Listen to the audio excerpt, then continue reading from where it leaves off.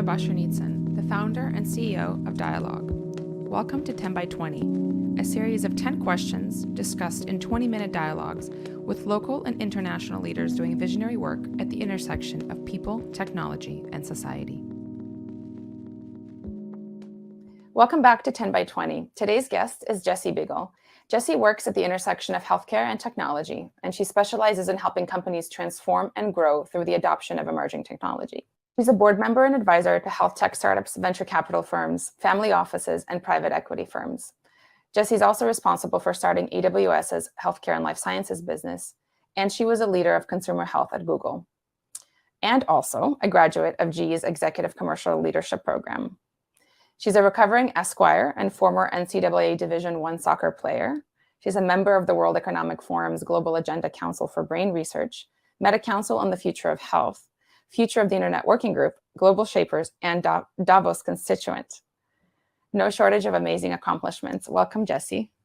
Great to see you. Yeah, thank you for having me. Great to see you. So we usually start off these interviews with like a little bit of a moment of kind of where'd you come from? How did you get here? But mostly I'm curious, how did you grow up and what elements of that, of when you were growing up kind of contributed to who you are today?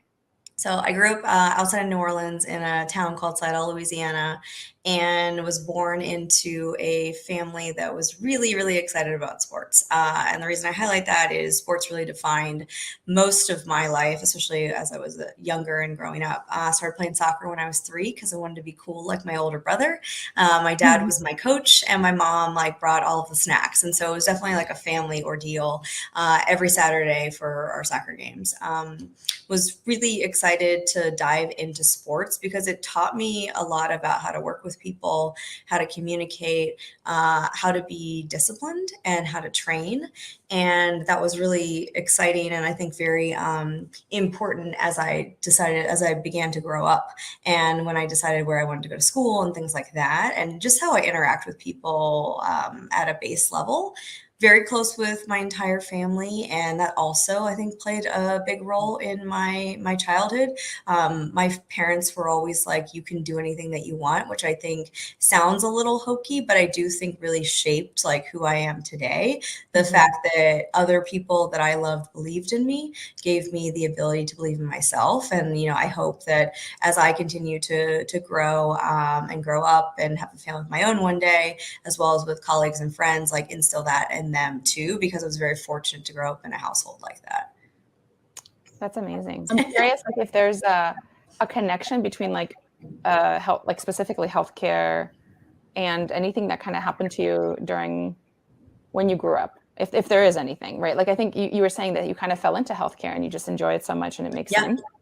So that doesn't have to be a link, but I'm curious if there is one. I think that, to your point, I did fall into healthcare. It's a funny story. I went to law school, grand dreams of being Perry Mason, and then decided, oh, wait, there's a difference between the ability to do something and do you want to spend your time doing it? And I actually was fortunate. I got a job offer at GE. And while I was there, I got an opportunity to work on this wonderful initiative called Healthy Imagination, which was a cross GE look at all the different business units that touched global healthcare.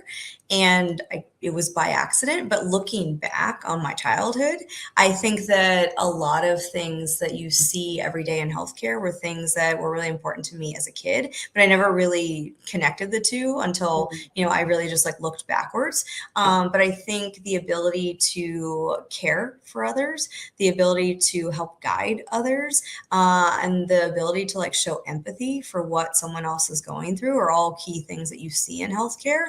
And those were key elements of my childhood. So it is kind of funny how life works and how cyclical things are. But it did happen by happenstance. But to be honest, I couldn't imagine it any other way, knowing what I know now.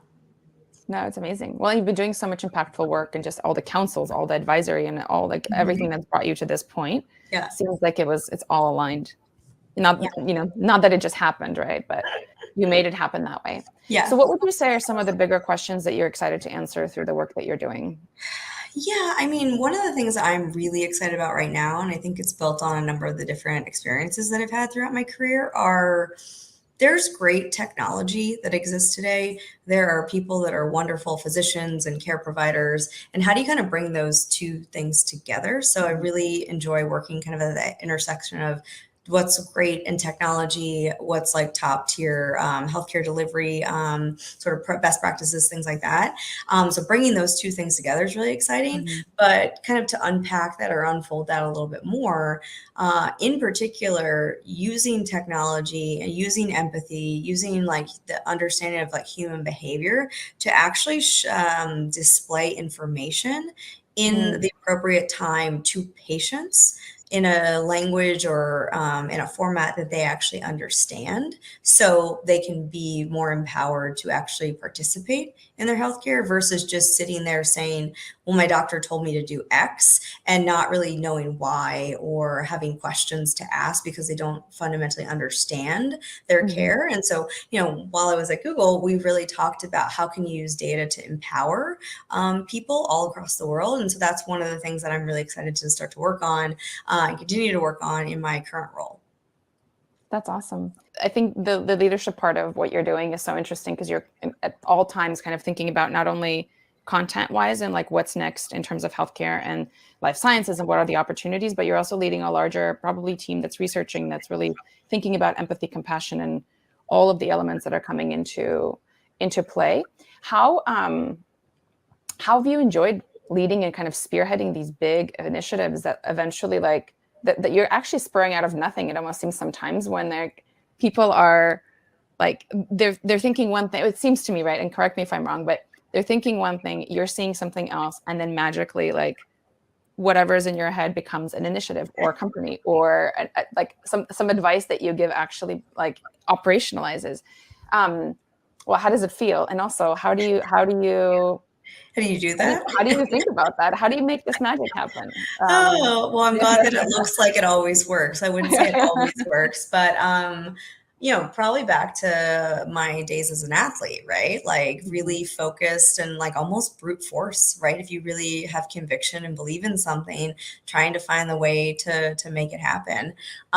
So definitely like pull on a lot of those things that I learned through my days being an athlete. But it's actually really funny. I'm very curious by nature, so I just like to learn about new things, and I think that that's also kind of a key, thread throughout my entire career and my life that has brought me to where I am today. And so, a lot of times I've been very fortunate. I've worked at 4 Fortune 20 companies, and it's amazing to see size and scale, reach, and distribution of those companies. And I really value that, especially in healthcare, and especially when you think about bringing new technology, new solutions to market without distribution.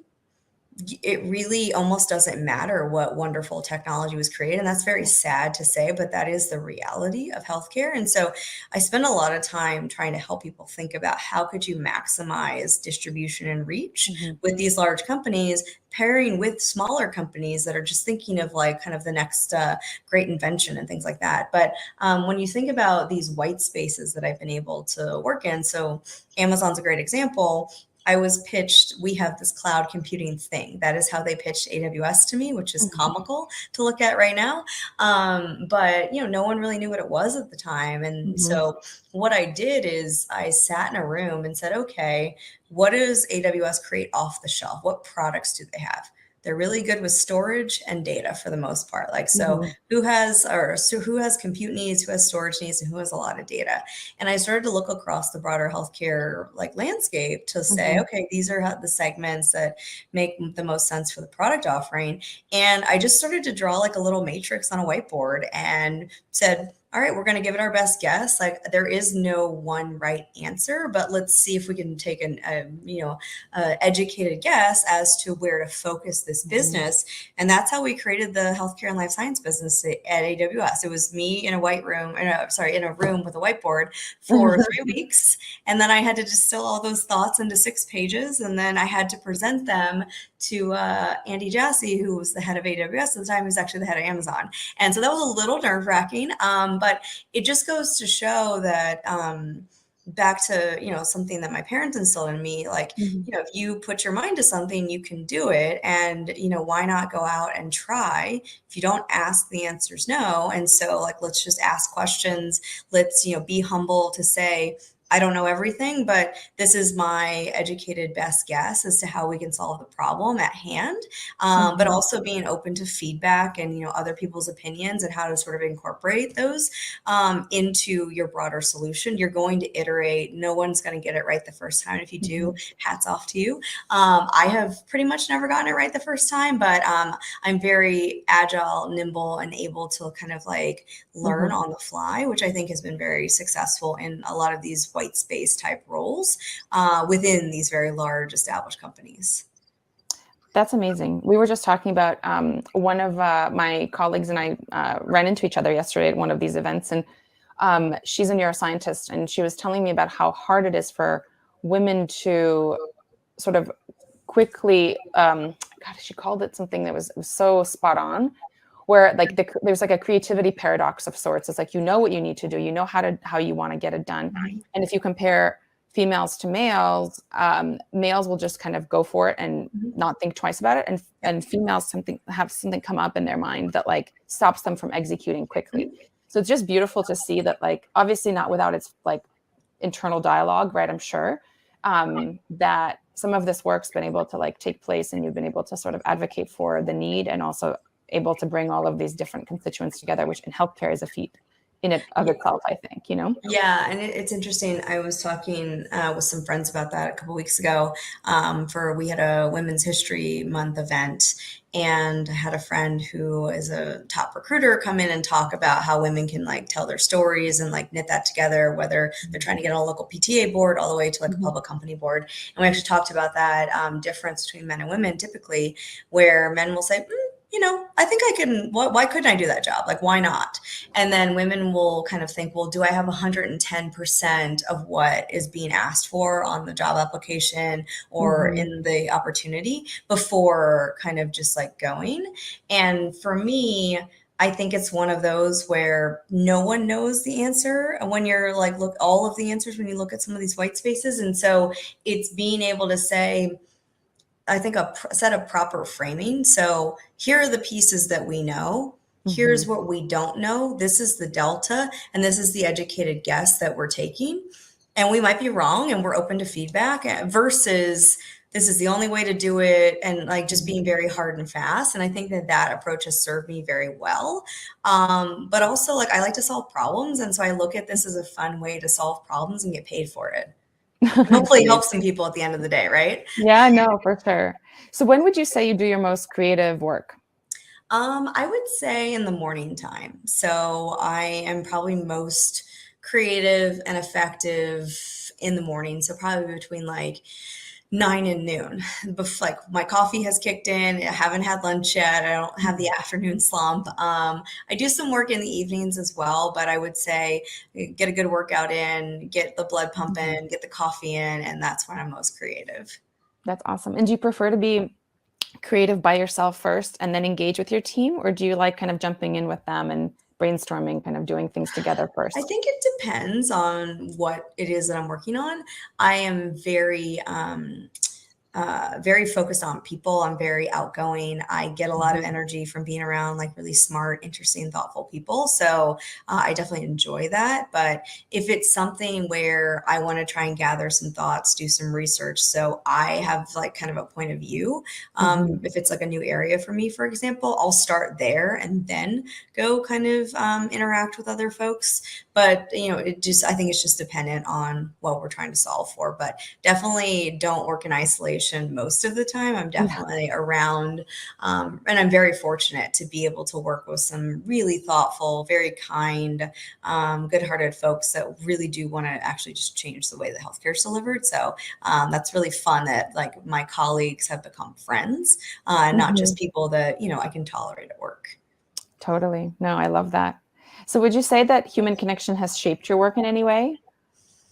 Yo, for sure, for sure. I mean, I don't know I mean, life is about human connection, right? Whether Mhm. it's you have two really good friends versus you have 100 friends or Mhm. somewhere in between. I think that that's when I look back at my life, like the most impactful moments, they're shared with other people or they're experienced with other people. And so, Mhm. yes, definitely. But especially when you think about healthcare, healthcare Yeah. is central to everyone on the planet. And, by no means am I curing cancer or performing a life-saving surgery, but I'm hopeful that the work that I'm doing and my teams are doing is like having, playing a small role, a small part Mhm. in making healthcare delivered more seamlessly, more affordably, with more access, and with more empathy to people around the US as well as around the globe. Yeah, no, definitely.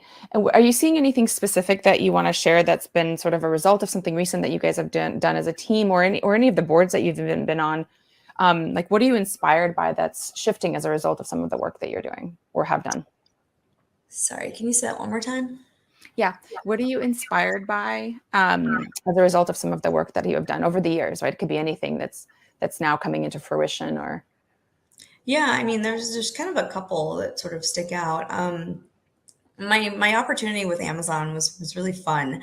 I Mhm. didn't know what cloud computing was. I was pitched. Amazon had this cloud thing, and there was nothing online at the time. So I joked with some friends. I said, "Let's see how far my sparkling personality really goes in this interview."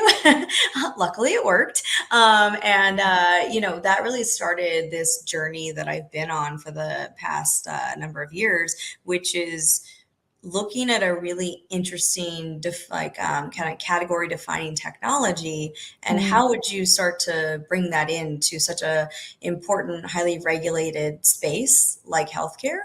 And when I would show up at meetings, there would be a bunch of folks from Oracle, a bunch of people from Microsoft, a bunch of people from Google, like all of sort of the traditional IBM, traditional companies that were in the space. And then I would show up, the little blonde Southern girl from Amazon, and I would get these looks from CTOs and CIOs, and you could just tell it was like, oh, this is going to be interesting. When 10 men what left from Microsoft with briefcases, and here I show up. And it really kind of was really fun because my approach, I guess, was very different. I was just trying to be true to who I was, which is I never want to oversell or lie to someone because it's Mhm. such a small world. People cross paths like throughout their careers and like different roles and things like that. And so also it's just like I can't be phony. So I would Mhm. rather just tell someone, here's what we do really well, versus, oh yes, of course we can do everything. And I Mhm. later learned that people actually respond quite positively to that, to actually being honest with them and saying what you do really well. And hey, we don't do that, but perhaps we could if XYZ happens. And Mhm. instead of just saying, sure, yes. And I just was trying to be true to myself. So it was funny, but I tell you that story because that is like kind of just like hitting the ground, boots on the ground, like going and Mhm. talking to pretty much every large Fortune 500 CEO and CXO that worked in healthcare to start to get this new technology adopted. And I got really good at kind of getting around, no, we can't do that Mhm. because, and no, we do it this way. And because of that hard work for, I was there for, I guess, 3 years, which is a long time in Amazon years. I'm very proud that AWS is still the leader in healthcare and life sciences, like cloud. So most amazing startups that are out there, a lot of large Mhm. enterprises are running on that business. And when I started, they couldn't even spell HIPAA and didn't want to sign business associate agreements and sort of all the key pieces that you need to be able to operate in this environment. And so I'm very proud of that, especially given I, didn't know what cloud was day one and had to just go figure it out. Totally. That's a huge accomplishment. Yeah. Yeah. So I was And like, it's oh, I and can it's do for work. that. You know, Like, I can do lots of things. yeah, well, something is great, like it works well, especially if you're gone and it still continues to have ripple effects. So that's Yeah. amazing. Yeah. So you ready for some rapid fire Yeah. Let's questions? do it. Let's go. Um, when do you feel most connected to others? I think when I am, oh gosh, when do I feel most good? Okay. So can you ask me that one more time and I'll try and Over a think glass of bourbon? of it, right? When when do you feel most connected to others? I think when I'm sitting with friends and we're talking about something that we're passionate about, a glass of bourbon doesn't hurt. Overlooking some mountains, but I think when it's someone sharing a passion that they have and another person being open to receive that passion and talk about it. That's beautiful. When and where are you happiest? In the mountains, in an Adirondack chair with a glass of bourbon and some good friends or family. What intersection of disciplines are you currently most fascinated by? Healthcare and technology. And what is your greatest regret?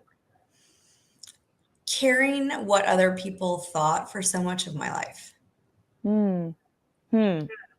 What's the one thing you wish to pass down to the next generation? Kindness is cool. Awesome. Well, thank you so much. Those are all my questions. Me. Thank you. Thanks for tuning in to Dialogue's 10 by 20 interview series, where we ask 10 questions in 20 minutes to profile international leaders working at the intersection of people, technology, and society. That's all for today's episode. Like and subscribe below to get notified for our upcoming interviews. Follow us on Instagram at dialogue_co.